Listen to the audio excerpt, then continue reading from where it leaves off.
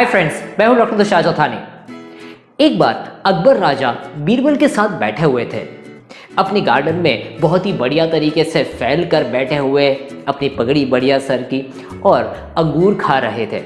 बीरबल उन्हीं के पड़ोस में बैठा था और फिर अकबर राजा कह रहे थे, बीरबल तुम्हें पता है दुनिया का सबसे सुखी आदमी कौन है?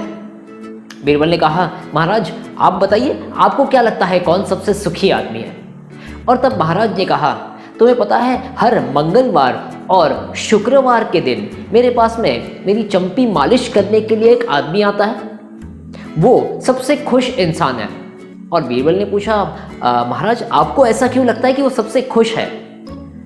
उन्होंने कहा कि पिछले 10 साल से वो हर मंगलवार और शुक्रवार के दिन मेरे पास आता है और जब भी वो मेरी चंपी मालिश करता है मैं उसे एक चांदी का सिक्का देता हूँ और उस एक चांदी के सिक्के से वो बहुत खुश हो जाता है, उसका पूरे हफ्ते का काम हो जाता है and he is really happy. पिछले 10 साल से मैंने उसे कभी भी नाराज़ नहीं देखा, हमेशा वो खुश होता है, मुस्कुराते रहता है, गाने गाते रहता है और वो काम को एंजॉय करते रहता है।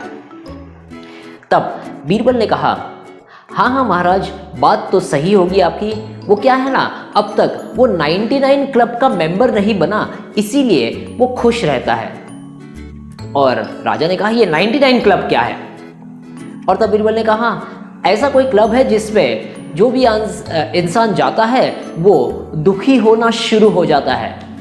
और अकबर राजा ने कहा कि मैं शर्त लगा कर कह सकता हूँ कि ये चंपी मालिश वाला कभी भी नाराज नहीं होगा, वो 10 साल से खुश दिख रहा है, आगे भी वो खुश ही दिखता रहेगा। और तब बीरबल ने कहा, महाराज मैं आपको 2 ही हफ्ते के अंदर बता दूंगा कि वो कितना ज़्यादा नाराज होना शुरू हो जाएगा।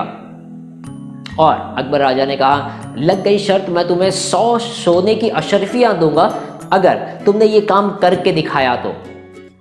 और फिर बीरबल ने कहा, ओके महाराज, मुझे तो पूरी गारंटी है कि मैं ये इसे करके दिखाने वाला हूँ, बस मुझे आपकी तरफ से एक फेवर चाहिए। और अकबर राजा ने कहा, क्या चाहिए बताओ? और तब बीरबल ने कहा कि मुझे 100 सोने की अशर्फियाँ अभी दे दीजिए।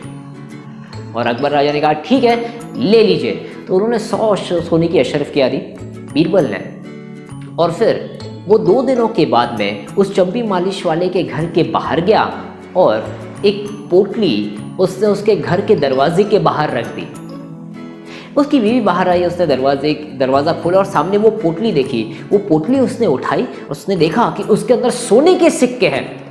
वो खुशी से फूली नहीं समा रही थी। और थोड़ी देर बाद उसका जो हस्बैंड था, मालिश करने वाला, चंपी मालिश करने वाला, वो अपना गाना गाता गाता घर पे आया और उसकी बीवी ने उसे कहा, तुम्हें मालूम है हमें क्या गिफ्ट मिला है? उसने पूछा, क्या गिफ्ट मिला है? बोली, ये एक पोटली बाहर पड़ी थी हमारे लिए। और फिर उसने कहा कि ये तो हमारी नहीं है, किसी और की, हमें उसे दे देना चाहिए। और तब उसकी बीवी ने कहा कि नहीं नहीं, ये किसी और की नहीं, हमारे घर के बाहर रखी हुई थी, ऐसा नहीं कि मैं कहीं से उठा कर लाई हूँ, तो ये हमारी ही है। उसने बोला ओके ठीक है। और फिर उसे खोल के देखा सोने की अशर्फियाँ और उसने अपने हस्बैंड से कहा कि इसे काउंट कीजिए कितनी है। उसने एक बार काउंट किया, उसमें 99 सोने की अशर्फियाँ थी। थोड़ी देर बाद उसकी बीवी ने कहा कि और एक बार काउंट करो, ये 100 होनी चाहिए, 99 नहीं हो सकती। फिर से उसने काउंट किया, फिर से 99 आई। ऐसा 3-4 बार काउंट करने के बाद में वो 99 ही आई। अब अगले दिन ये चंपी मालिश वाले का काम था जाकर अकबर महाराज की चंपी मालिश करना।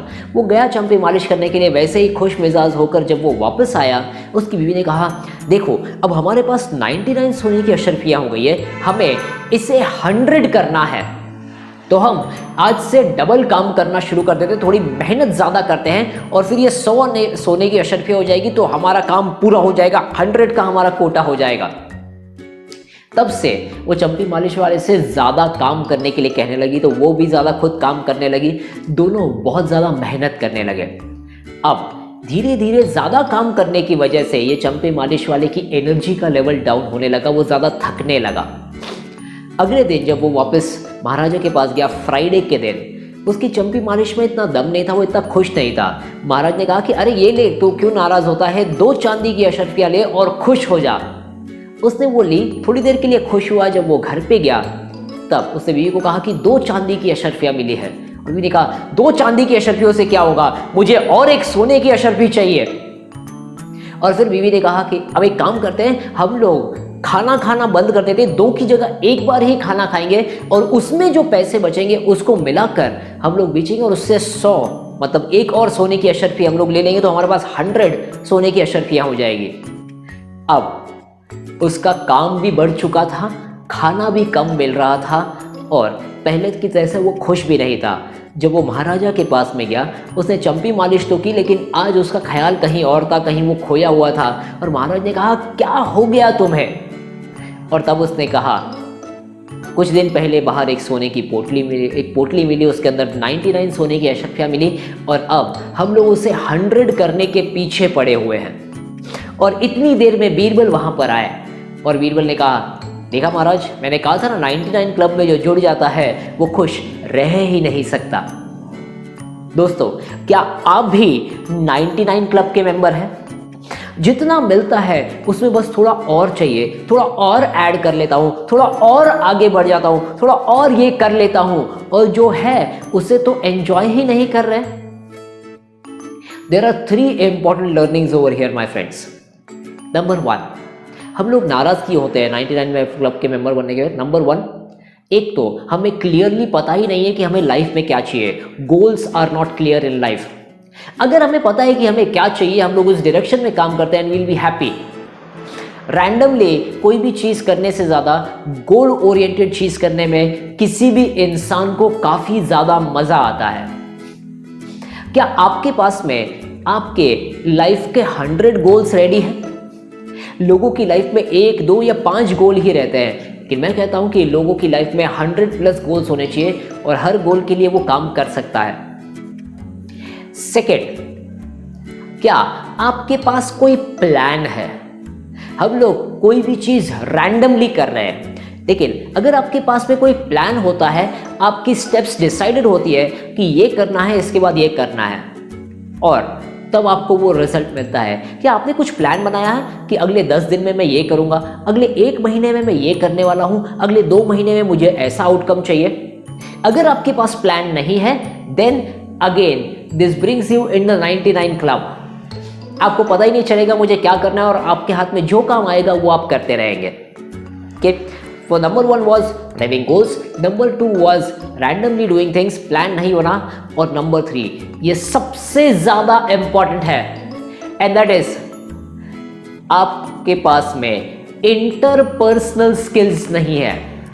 इंटरपर्सनल स्किल्स का मतलब वो चंपी मालिश वाले की वाइफ ने उसे कहा कि हमें इसे 100 करना है और वो लग गया काम पर। वो सामने बोल भी नहीं पाया कि नहीं हमें ये नहीं करना है, हमारे पास जो है उसे एंजॉय करना है। 100 अशर्फी का हम लोग क्या ऐसा कर लेंगे जो हम लोग 99 से नहीं कर पाएंगे। हम लोग इसे खर्च करते हैं, अपनी लाइफ को और बेटर करते हैं, थोड़े घर को बेटर बनाते हैं, हमारे खाने की हैबिट्स को बेटर बनाते हैं, हमारे कपड़े बेटर पहनते हैं। अगर ये इंटरपर्सनल स्किल्स उसके पास होती तो काफ़ी ज़्यादा उसका काम बेटर हो जाता। ये इंटरपर्सनल स्किल्स है जो हम सबको सीखने की ज़रूरत है। कभी कभी कोई हमें आकर डांट जाता है, हम सामने रिस्पॉन्ड नहीं कर पाते। हमारे पास एक ज़बरदस्त आइडिया होता है लेकिन हम वो किसी के सामने प्रेजेंट नहीं कर पाते। Why? Because of lack of interpersonal skills. So my friends, ये 99 क्लब वाली स्टोरी आपको कैसी लगी ज़रूर कमेंट करके बताइए। अपने दोस्तों के साथ शेयर कीजिए जिनसे उनके लाइफ में भी उन्हें कुछ नया इंसाइट मिले।